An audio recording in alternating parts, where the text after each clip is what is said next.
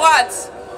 Oui, le 30 juin et le 7 juillet, le choix pour le peuple français sera le suivant. Soit eux, soit nous. Eux, l'extrême droite dont nous savons déjà quelle est leur politique. Oui, l'extrême droite tue, comme en Pologne où 6 femmes sont mortes suite à la quasi-interdiction de l'avortement.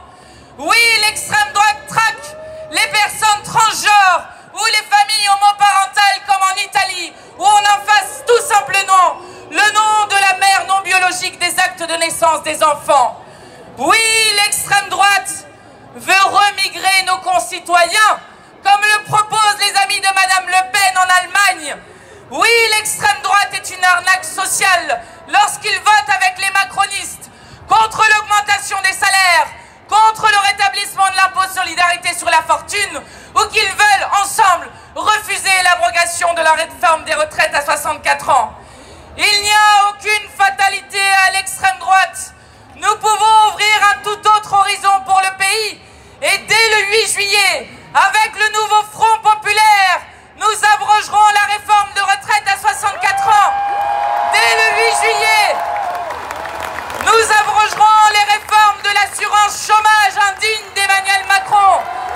Dès le 8 juillet, nous augmenterons les salaires pour la vie digne de toutes et tous. Dès le 8 juillet, nous reconnaîtrons l'État de Palestine pour la paix au Proche-Orient.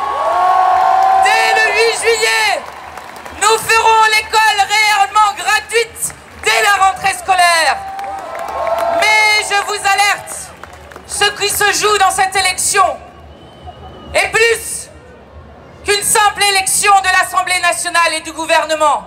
Ce qui se joue dans cette élection, c'est l'identité politique du peuple français. Car la France n'est pas une couleur de peau, toutes les couleurs de peau sont françaises. La France n'est pas une religion, il y a beaucoup de religions en France et même une majorité qui n'a pas de religion.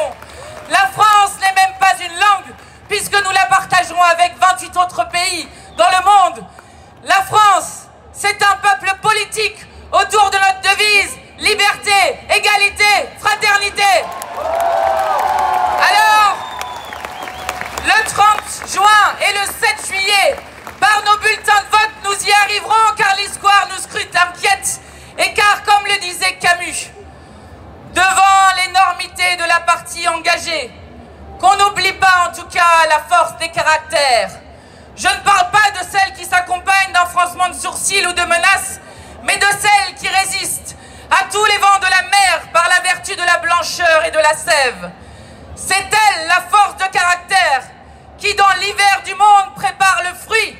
Force les amis, nous réussirons à faire vaincre le nouveau Front populaire, à présenter un autre horizon au pays, à être l'alternative à Emmanuel Macron et à battre l'extrême droite.